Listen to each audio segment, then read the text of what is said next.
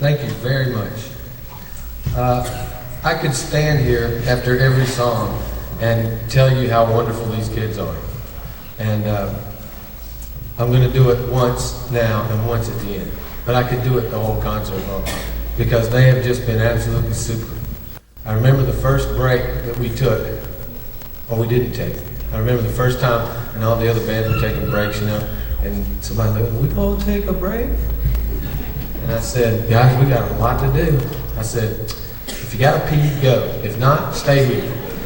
And that's the kind of attitude we took throughout the last 2 days, and I mean, they have done some very remarkable things. That first piece we played was a tune by John Evanson called Valley Forge March, and we're going to play a song now that I guess lack of preparation on my part. I haven't found out why it was written or why it's titled the way it's titled. It's called By Dawn's Early Light. Now by that title I would think has something to do with the Star Spangled Banner or something. I could never find out what it meant. So I'm going to make something up. That's what I usually do. In my opinion, if you think of when the Star Spangled Banner was written, and it was in the aftermath of a big battle, and the sun is coming up, and there is a feeling of hope, and a feeling of victory, and a feeling that we are still there, and we are still going to be there for a very long time. I think that is the message that Francis Scott Key was getting across. And in that very apropos, today is the anniversary of Pearl Harbor, where we lost over 2,000 servicemen. I think that a song of hope and of everlasting, we're going to be here, is very appropriate. This is called By Dawn's Early Light.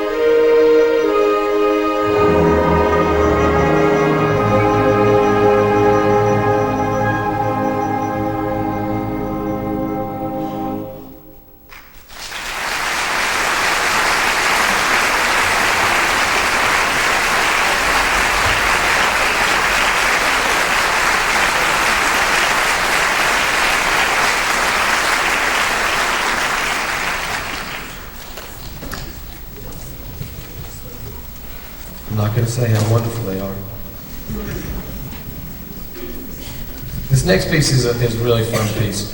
I bought it a while back when Jurassic Park came out, because it usually takes a year after a big old movie like that before they start arranging the music from the movie.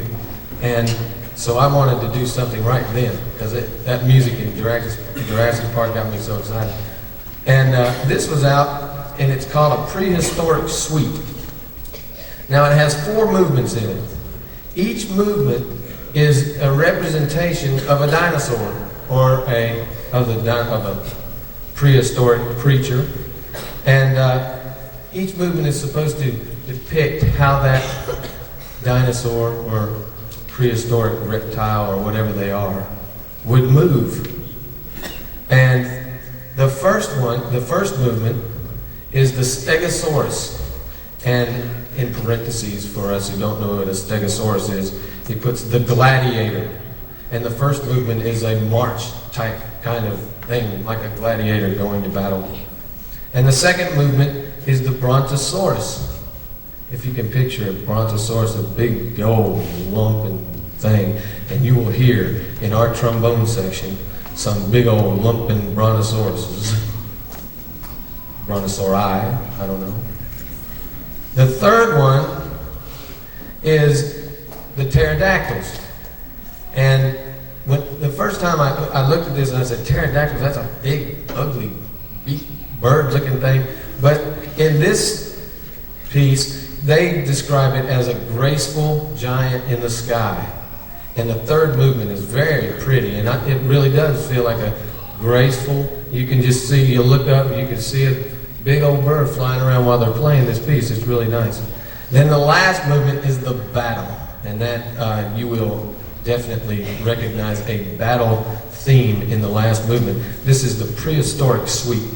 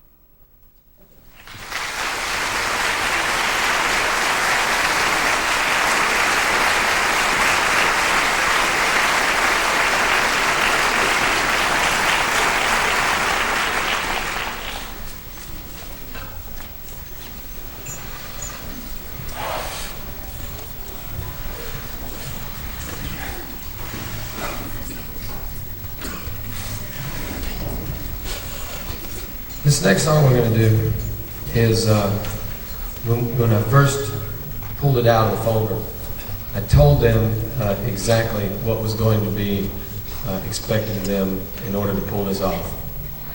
It is not your basic, how you would say, middle school piece of music. It is a masterpiece work from Claire Grundman, and it is played not by the better of the middle school bands, but usually by, 9, 10, 11, 12th graders. And to get the full musical aspect of this piece, it is very detailed. It is based on 3 American folk songs, which you may recognize: The Promised Land, Cindy, and I'm Sad and I'm Lonely. And those are 3 completely different tunes. And Claire Drummond has done such a wonderful job of arranging these 3 tunes into a rhapsodic type of poem that it's really beautiful. And it can be really terrible too, because of the different chords that he uses to make it so beautiful. If they're not exactly lined up, it can really sound weird. And I told him this is exactly how I presented this piece to him. And the other day, today, after we got through running it finally and getting to the end, and it really was cooking, I said, "How many people like this song?" And almost everybody in the band raised their hand. And I said, "How many people like this song?" When I first handed it out, 5 people raised their hand. So if you're playing it, it has to grow on you. If you're listening to it, and we're going to play it so wonderfully that it won't have to grow on you, I think you'll love it. I want to say, I'm rambling a little bit because they all said, "Hey man, talk before Kentucky 1800 to let our lips get ready." I said, "Okay." So I was born in a small town in Montana. I would like to say this is the number 2 time I told you I'd say this, how wonderful these kids are on stage. And it's due to 3 factors. Number 1, and most important, is the parents. I have been doing middle school band for 7 years, and it is the parents can make or break a child. Second of all, it is these wonderful band directors that you have in this county. If you see your son or daughter's band director tonight, hug them. Because you remember listening to your child when they started playing their instrument.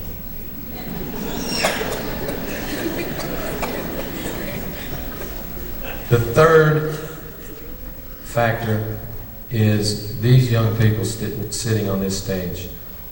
They can have all the guidance in the world.